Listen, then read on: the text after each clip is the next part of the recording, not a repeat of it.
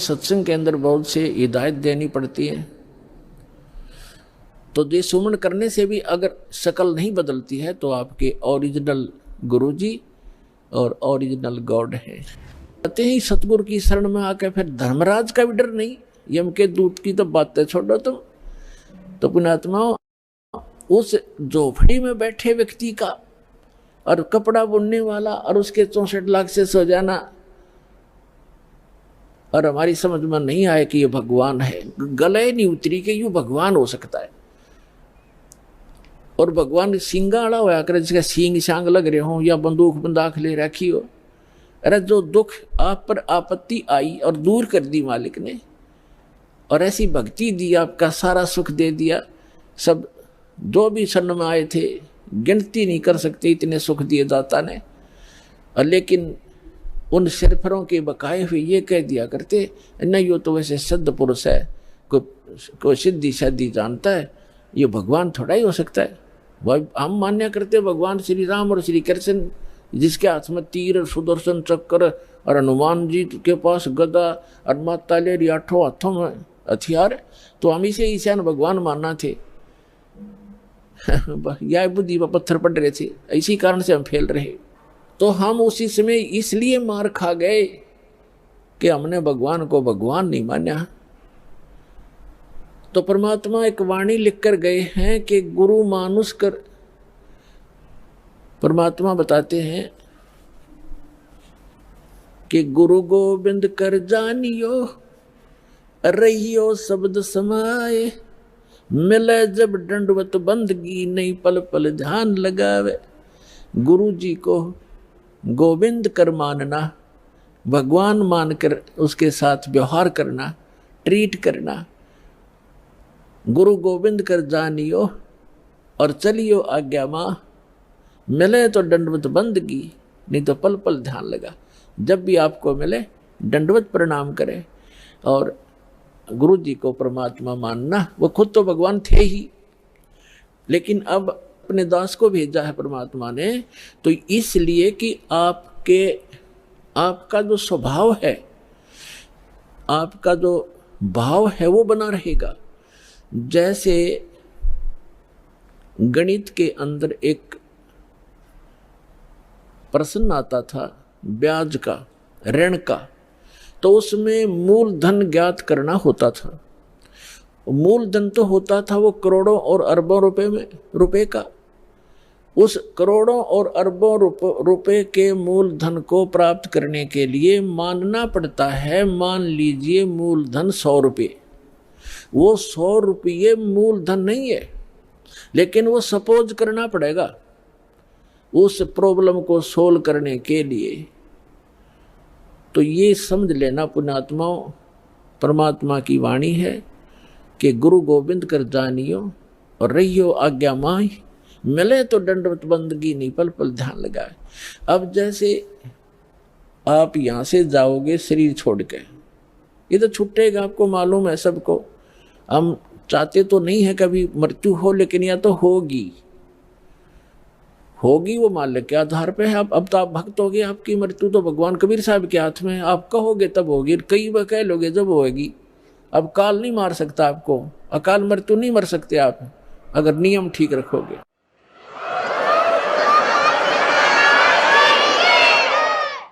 तो ये तो हमने यहाँ से जाना पड़ेगा।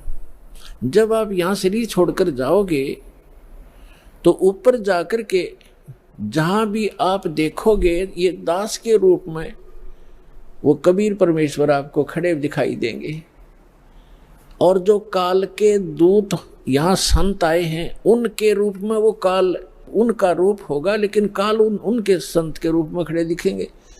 तो वहाँ जो जिस गुरु की वो शरण में है, तो वहाँ जाकर अपने गुरु जी के पास ही जाते हैं। तो सीधे के अपने वो खड़े गुरु जी, तो अब उसके शेष सारे उस गुरु के पास, उसके शेष उस दूसरे गुरु के पास।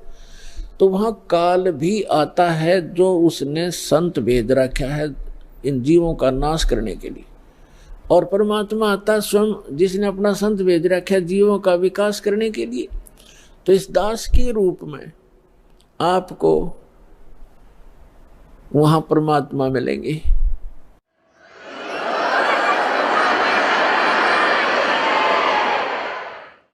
और आपको एक और गाइडलाइन दी जाती है, आपको एक और हिदायत दी जाती है कि जब आप गुरु जी के पास जाते हो, प्रणाम करते हो, तो उसमें एक अभ्यास बनाओ कि सतनाम का सुमन अवश्य करें। प्रथम नाम मिला है तो प्रथम का अवश्य करें। जैसे प्रणाम करते करते भी आप एक सांस का सेवन आसानी से कर सकते हो।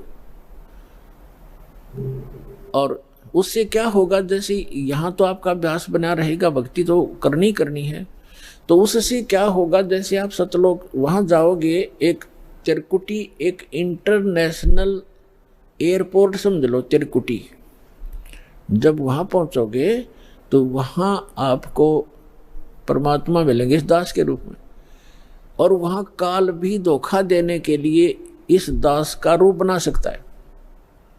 तो उसमें आप जी ने सिमरण करना है सतनाम का, क्योंकि वहाँ जाएगा तो सतनाम ही होगा आपके पास, सारनाम तो होगा ही होगा, सतनाम भी होगा। तो सतनाम का और सारनाम का जाप करना है। तो सतनाम का जाप करने मात्र से, और प्रथम मंत्र भी अगर प्राप्त है, इसमें प्रथम और लास्ट 2 मंत्र हैं इस 7 मंत्रों में, तो ये दोनों मंत्र भी गजब के मंत्र हैं। इनका भी जाप करने से क्या होगा, यदि सामने काल परमात्मा की बजाय स्वयं आकर के दास का रूप बनाकर खड़ा हो जाएगा, तो इस सिमरन से उसका तुरंत चेहरा बदल जाएगा, उसके ऊपर का आवरण हट जाएगा, उसकी वास्तविकता वो भूंडी शकल दिखाई देगी। फिर आप अपने आप दूर हो जाओगे, फिर इधर उधर देखोगे। अब थोड़ा सा एक प्रश्न सुनाते हैं आपको, क्योंकि सत्संग के अंदर बहुत से हिदायत देनी पड़ती है।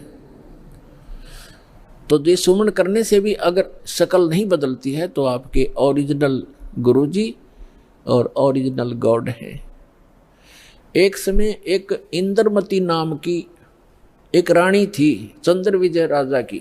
एक चंद्र विजय नाम का राजा था, उसकी इंद्रमती नाम की एक रानी थी, और वो बहुत भक्तनी थी भगवान की। फिर पिछले जन्म से, पिछले पुण्य से ही अच्छी आत्माएं राजा बनती हैं, रानी बनती हैं, और इतना सुख होकर के भी जो परमात्मा की तरफ में भगवान की भक्ति में लगे होते हैं, वो पुण्यात्मा विशेष होती हैं। वो माई जो है, उसने एक गुरु बना रखा था। उस गुरु जी ने उसको बता रखा था कि श्री राम, श्री कृष्ण, उसने बता रखा था कि भगवान विष्णु, भगवान शिव की भक्ति करनी चाहिए, श्री राम की भक्ति करनी चाहिए, 68 तीर्थों पे जाना चाहिए, 68 तीर्थ करना चाहिए, एकादशी का व्रत रखना चाहिए। और उसने, अब जैसे एक नियम है, कहते हैं धन चाहे तो दान कर और मोक्ष चाहे भज राम। तो हमने यहाँ इस काल के लोक में रहना है तो धन भी चाहिएगा और राम भी प्राप्त करना है, तो हमने दान भी करना है और सच्चा नाम भी जपना है।